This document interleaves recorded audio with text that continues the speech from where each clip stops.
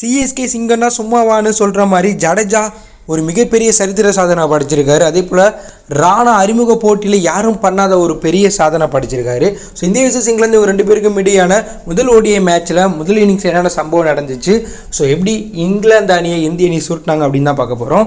டாஸை வெற்றி பெற்ற இந்திய கேப்டன் பந்துவீச்சு தேர்வு செய்ய இந்தியாவில் விராட் கோலி இன்ஜுரி காரணமாக அணியிலிருந்து நீக்கப்பட்டு எஸ்ஏ ஜெய்ஸ்வால் அறிமுக வீரராக களமிறக்கப்பட்டாங்க. அதே போல் ஹர்தீப் சிங்கை ட்ராப் பண்ணிவிட்டு ராணாக்கு அறிமுக போட்டியாக வாய்ப்பு கொடுத்தாங்க.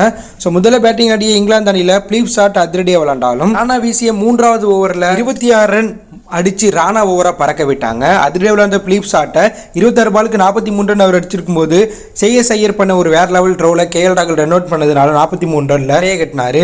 அதிரடியாக விளாண்ட பென் டக்கர் 29 பாலுக்கு 32 ரன் அடிச்சிருக்கும் போது ராணா போட்ட பாலில் எஸ்ஏ ஜெய்ஸ்வால் வேறு லெவலில் ஒரு கேட்ச் எடுத்ததுனால அவருடைய அறிமுக போட்டியில் சம்பவம் பண்ணார் ராணா. அதுக்கப்புறம் உள்ள வந்த ஹரிப்ரூக் 3 பாலுக்கு டெக் அவுட்டில் ராணா போட்ட பாலில் அதே ஓவரில் கேஎல் ராகுல்கிட்ட கேட்ச் கொடுத்துட்டு வெளில போக ஜாஸ் பட்லர் ஹோட்டல் ஒரு சின்ன பார்ட்டிசிபேட் அமைச்சாங்க. இதில் ஜாஸ் பட்லர் 64 பாலுக்கு 52 ரன் 4 பவுண்டரி அடிச்சிருக்கும் போது அக்ஷர் பட்டேல் போட்ட பாலில் ஹர்திக் பாண்டியா கேட்ச் கொடுத்துட்டு வெளில போக லிவிங்ஸ்டன் 10 பாலுக்கு 5 ரன் அடிச்சிருக்கும் போது ராணா போட்ட பாலில் கேஎல்கிட்ட கேட்ச் கொடுத்துட்டு வெளில போயிட்டாங்க. போட்டல் 64 பாலுக்கு 51 ரன் அடிச்சிருக்கும் போது ஜடேஜா போட்ட பாலில் எல்பிஐடி வெளியேற, அதுக்கப்புறம் வந்து சேஸ் சமி போட்ட பாலில் வெளியேற ஆதில் ரஷீத் ஜடேஜா போட்ட பாலில் போல்ட் ஆகிட்டு வெளியேறினாங்க.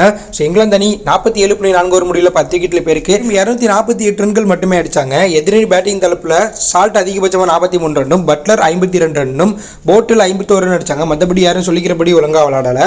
இதில் அறிமுகமான ராணா முதல் 2 ஓவரில் அதிக ரன்களை வாரி கொடுத்தாலும் அதுக்கப்புறம் கம்பேக் ஆகி சரித்திர சாதனை படிச்சிருக்கார். ராணா 7 ஓவர் வீசி ஒரு மேடன் ஓவர் போட்டு 53 ரன்களை விட்டு கொடுத்து 3 விக்கெட் எடுக்கிறது மூலம் T20 ODI டெஸ்ட் இந்த 3 ஃபார்மெட்லேயும் அறிமுக போட்டியில் 3 விக்கெட் எடுத்த முதல் இந்திய வீரர் அப்படிங்கிற ஒரு பிரம்மாண்ட சாதனையாக படிச்சிருக்காரு. ஸோ ராணா சாதனையை இதுக்கப்புறம் யார் முறியடிக்க போகிறாங்கன்னு தெரியல. அந்தளவுக்கு ராணா யாரும் பண்ணாத ஒரு பெரிய சாதனையாக படிச்சிருக்காங்க. அதே போல் ஜடேஜா 9 ஓவர் வீசி ஒரு மேடன் ஓவர் போட்டு வெறும் 26 ரன்களை விட்டு கொடுத்து 3 முக்கிய விக்கெட்டை எடுத்தது மட்டும் இல்லாமல் சர்வதேச போட்டியில் ஜடேஜா 600 விக்கெட் எடுத்து புதிய சாதனை படிச்சிருக்காங்க. மேலும் எதிரணியை சேர்ந்த ரூட்டை 12 முறை விக்கெட் எடுத்த முதல் வீரர் அப்படிங்கிற சாதனையை ஜடேஜா இந்த போட்டியில் படிச்சிருக்காங்க. தற்போது பேட்டிங் ஆடிட்டு இருக்க இந்திய அணி 7 ஓவர் முடிவில் 2 விக்கெட்டில் பேருக்கு 43 ரன் அடிச்சிருக்காங்க. எஸ்ஏ ஜெய்ஸ்வால் அறிமுக மேட்சில் 15 ரன்ல வெளியேற்றாங்க. ரோஹித் 2 ரன்ல வெளியேற கில் 1 ரன்லையும் ஐயர் 18 ரன் அடிச்சு நாட் அவுட் பேட்ஸ்மேனாக கிரீஸில் விளையாண்டுட்டு இருக்காங்க. ஸோ இன்னும் இந்திய அணி 206 ரன் அடிச்சு இந்த மேட்சை ஈஸியாக ஜெயிப்பாங்க. ஸோ ஒரு 2 பேர் பார்ட்டிசிபேட் அமைச்சாலும் இந்த மேட்சில் இந்திய அணி ஈஸியாக ஜெயிக்க வாய்ப்பு இருக்குது. ஸோ ராணா ஜடேஜாவுடைய இந்த சாதனை பற்றி என்ன நினைக்கிறீங்க? இந்த மேட்சில் இந்திய அணி வெற்றி பெறுவாங்களா அப்படிங்கிற கருத்தை கமெண்ட்ல லீவ் பண்ணுங்கள். தேங்க்யூ ஃபார் வாட்சிங்.